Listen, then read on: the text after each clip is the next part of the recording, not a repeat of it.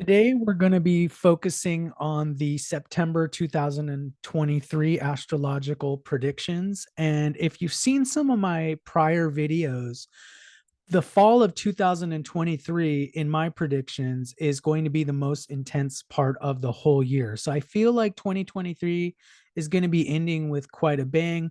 We're likely to see a crisis unfold, specifically centering in the USA. And I'm going to explain that using astrology today. For those of you that are new to my channel, make sure that you like and subscribe.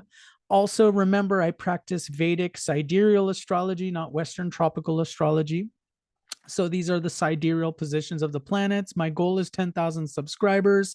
Thank you for all the new subs. And thank you for those of you that are purchasing readings. It really does help my channel as well.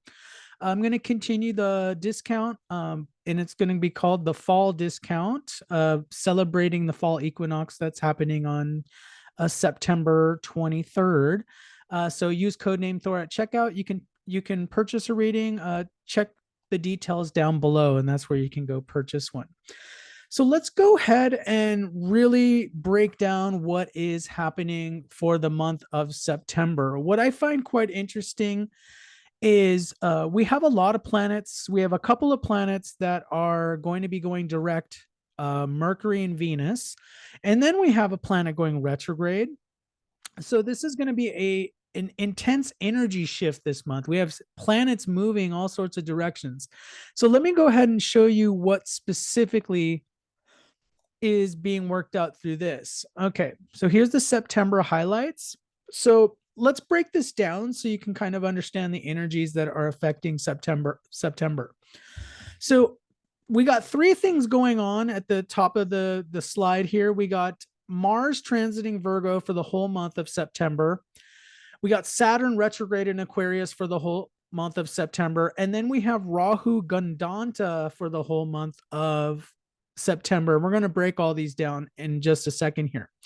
So Mars in Virgo, remember Virgo is the natural sixth house, and the sixth house can represent things like trouble, conflict, disease, even things like conflict. So Mars is obviously a very powerful planet. So just itself, Mars being in the sixth house can obviously exacerbate and be kind of a power switch for a lot of things. And definitely with Mars transiting Virgo, there's an important date. If you go down to the slide here, September 24th, you all might want to mark that on your calendars. There's an important transit happening with Mars when it goes right over, it conjoins natal Saturn in the USA chart. And for those of you that have been following astrology, you know that there's also this other transit. We're transiting Saturn, which is retrograde right now in the sign of Aquarius, is going directly over the USA moon. And it's going to be directly over the USA moon on October 17th. But as it slows down this month and next month, it's pretty much within a 3-degree orb of the USA moon. So this is a really powerful, interesting transit. When Saturn is over the USA moon, this is known as Sati Sati, and this is a period of bad luck, bad things happening. I use the words like Great Depression, tragedy, bad things. It's kind of a bad omen in a general way. It can show a lot of heavy emotions, especially, when we look at an individual's chart and they're going through Sati Sati, it can be a difficult time emotionally. Now, Mars and Saturn are very opposite like planets. Mars is this planet of innovation and really explosive energy, whereas Saturn is more of this energy of no. It's a energy of stagnation, of trying to maintain order. And also it's the planet of heavy karma. So it's quite interesting. So the natal Saturn in the USA chart is in the sign of Virgo. So we're not talking about transiting Saturn. So on September 24th, transiting Mars is going to be going over natal Saturn in the USA chart. When we see a lot of confluence like this, it can definitely indicate something very powerful happening around that date. So September 24th, I've noticed that there's a lot of psychics and a lot of astrologers that have been talking about this date. So sometime around this date, we could see something. Now let's kind of break down some of the other transits because we kind of hopped ahead here. Now Saturn's been retrograde in Aquarius for a while now, and it's going to be retrograde in Aquarius all the way till October 17th. Remember that Aquarius, it represents to me, it represents the everyman. It represents the masses. It can represent the economy because Aquarius is the natural 11th house. This is why we've been seeing all these strikes happening. So, for example, we have the SAG-AFTRA strike in Hollywood. We have I believe UPS was about to go on strike, and we have a lot of other strike actions that are happening. So the collective is definitely, this is definitely bringing up a lot of working class issues. Obviously, we've been facing high cost of living, with wages that are not quite catching up with how much the inflation the last couple of years have brought up the prices of cost of living, of food. So it's almost like, especially in the Western countries, we see a lot of lifestyles of the working class is kind of getting more difficult and getting worse, along with this expansion of credit that's happened over the last few years, where a lot of people have gotten really deep into debt. So, a lot of this could also signal a debt crisis. Mars being in a sign of Virgo. I mean, sixth house also represents debt. So we could see some sort of financial crisis.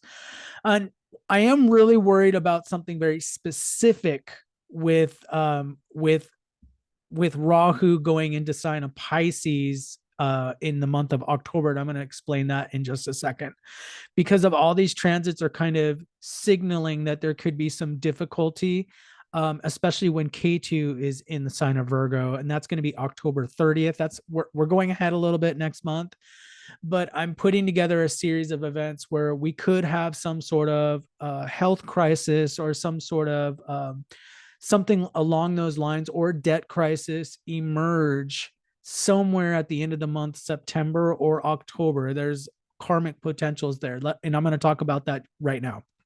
So Rahu has been in the sign of Aries for a while now, for the last 17 months. Remember, when Rahu transits through the zodiac, it goes backwards. Okay. So Rahu stays in a sign, and Ketu, they're both moving simultaneously. They stay in a sign for about 18 months. So they're about to change signs. That's going to be happening October 30th. Now, for the whole month of September, Rahu is within the first 3 degrees of Aries.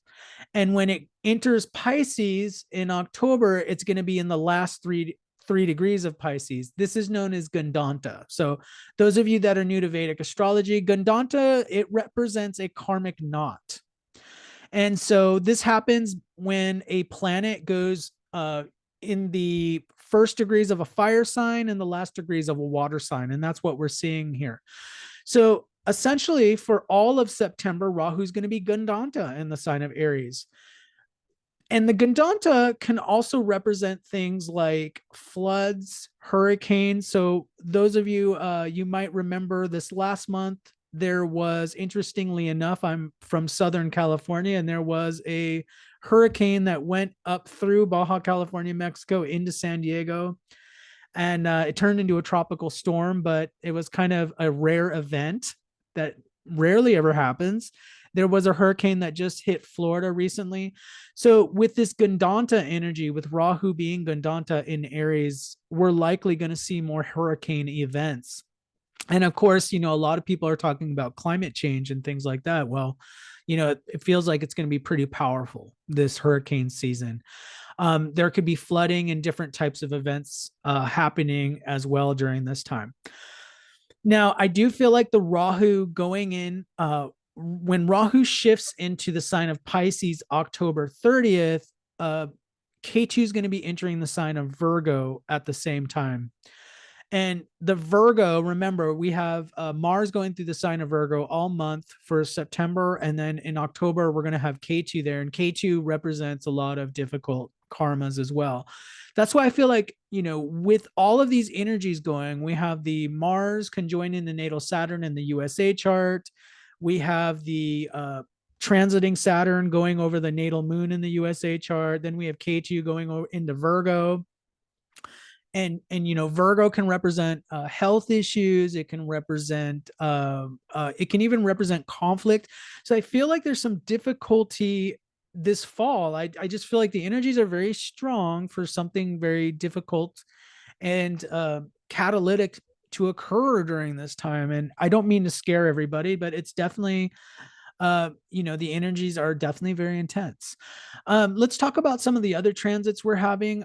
Venus is going to be direct in Cancer. That's actually good, for especially on a personal level, relationships. I feel like, if you've been struggling the last few months with your personal relationships, that's going to improve with Venus going direct.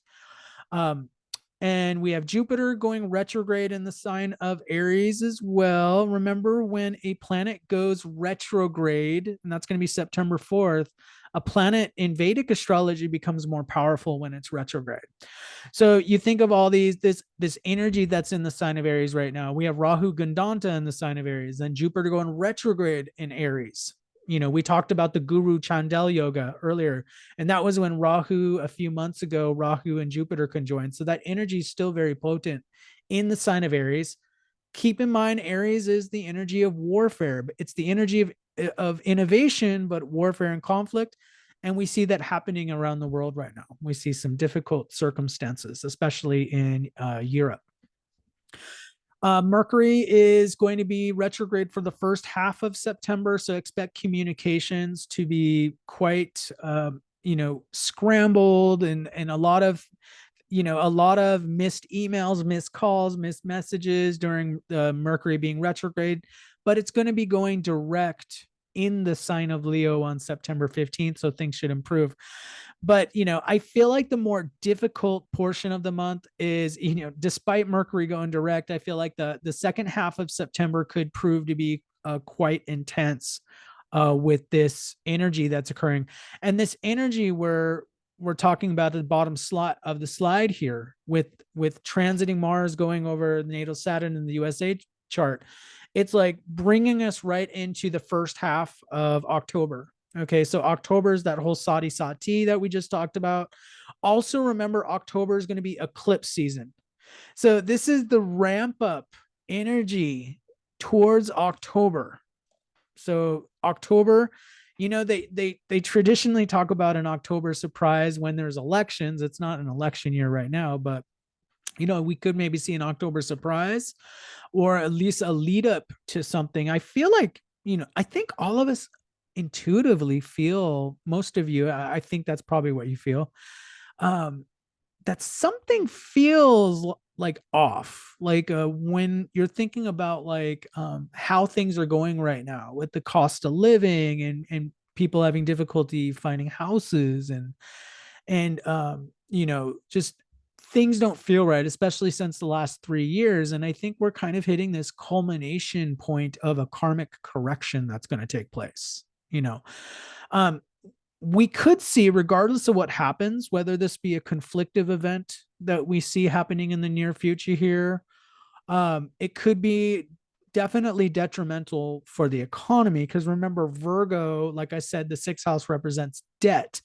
And I've been watching some other channels on YouTube. Uneducated Economist is a good channel I keep up with. And, he's been talking about on his channel that there's this, the levels of corporate debt and sovereign debt have been at these unprecedented levels, especially since March of 2020. So there was all this debt, to help the economy during that time when we were in that difficult time in 2020 and 2021. Well, the governments and the corporations, the governments and the central banks, well, they issued a lot of debt, to try to keep the economies going, because in the modern economies, they're really kind of greased using debt. But a lot of people on an individual level and corporate and sovereign level are overloaded with debt right now. So it does feel like if there was some sort of catalytic event or crisis that that this could, things don't feel so strong right now, and you all might remember a few months ago, we had a bank scare. Remember, Silicon Valley Bank had to essentially be rescued. And then we had Credit Suisse had to be rescued. So we kind of have been feeling these little shock waves in the economy. So I just want to put the message out there that I feel like things we could be in for a wild ride here in the near future. So of course, take practical measures. Hopefully, nothing happens. But even if we do suffer, even if there is a crisis of sorts, it does feel like, and the nature of consciousness is that we have to transform. And we think of the energy of consciousness, it doesn't like to stagnate. It doesn't like to stay overburdened with things. So there is this idea of breaking free of these constraints and consciousness being able to evolve. So that's part of the grand scheme of things. Thank you so much for watching. Those of you that are interested in commenting, please comment down below. Let me know what you think. Do you think that we're on target here? Do you think that, some people think maybe, people have been expecting something for a while now, and nothing seems to pan out. So let me know down below.